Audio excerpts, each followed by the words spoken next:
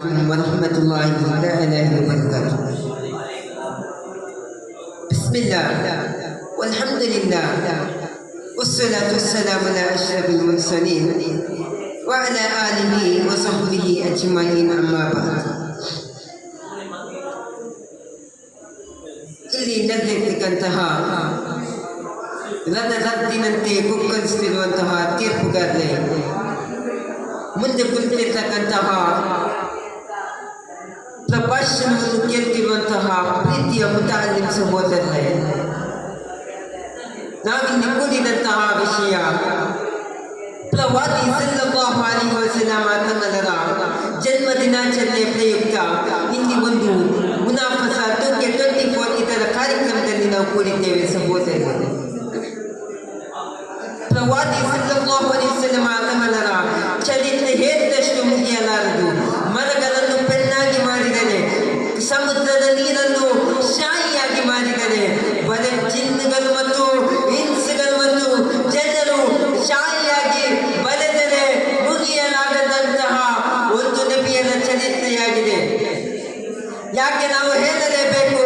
ನಬಿ ಸಲ್ಲಲ್ಲಾಹು ಅಲೈಹಿ ವಸಲ್ಲಂ ತಮ್ಮರ ಒಂದು ಕಾಲವನ್ನು ನಬಿ ಸಲ್ಲಲ್ಲಾಹು ಅಲೈಹಿ ವಸಲ್ಲಂ ತಮ್ಮರು ಮಾಡದಂತಹ ಒಂದು ಕಾರ್ಯವನ್ನು ಮಾಡಿದ್ದಾರೆಂದು ಹೇಳಿದವರು ಕಾಫಿರಂತೆ ಹೇಳಿದ್ದಾರೆ.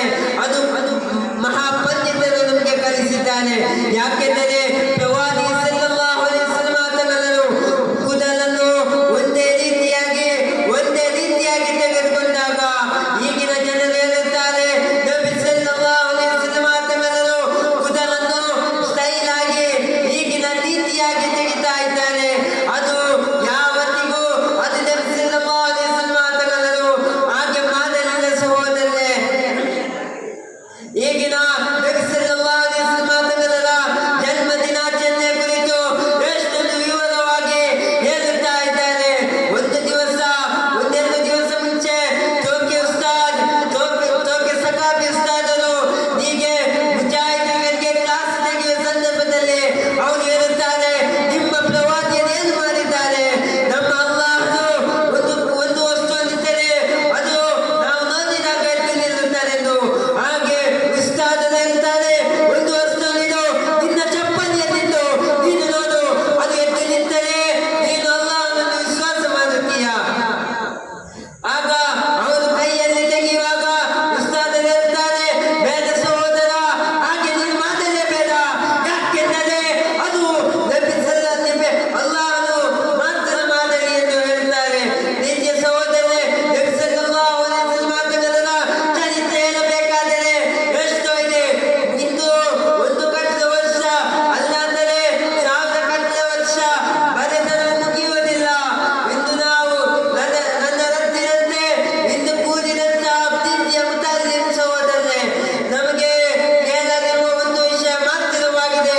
ಯಾಕೆಂದರೆ ನಬಿ ಸಲ್ಲಲ್ಲಾಹು ಅಲೈಹಿ ವಸಲ್ಲಂ ತಮ್ಮರ ಒಂದು ಚರಿತ್ರೆಯನ್ನು ಒಬ್ಬರ ಮನಸ್ಸಿಗೆ ನೀವು ಕಲಿಸಿಕೊಡಿ. ಆ ನಬಿ ಸಲ್ಲಲ್ಲಾಹು ಅಲೈಹಿ ವಸಲ್ಲಂ ತಮ್ಮರ ಚರಿತ್ರೆಯನ್ನು ನೀವು ಮರೆಯಲೇಬೇಡಿ.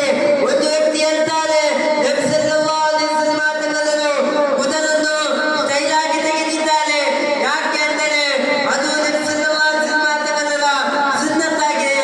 ಅದಕ್ಕೆ ನಾನು ಮನವರಿ ಕೊಟ್ಟಂತಹ ಒಂದು ವಿಷಯ ಯಾರು ಹೇಳಿದ್ದು, ನಬಿ ಸಲ್ಲಲ್ಲಾಹು ಅಲೈಹಿ ವಸಲ್ಲಂ ತಮ್ಮರು ಕೂದಲನ್ನು ಒಂದೇ ರೀತಿಯಾಗಿ ತೆಗೆದರೆ ಅದು ಸುನ್ನತ್ ಆಗಿದೆ ಎಂದು ನಬಿ ಸಲ್ಲಲ್ಲಾಹು ಅಲೈಹಿ ವಸಲ್ಲಂ ತಮ್ಮರು ನಮಗೆ ಕಲಿಸಿದ್ದಾರೆ.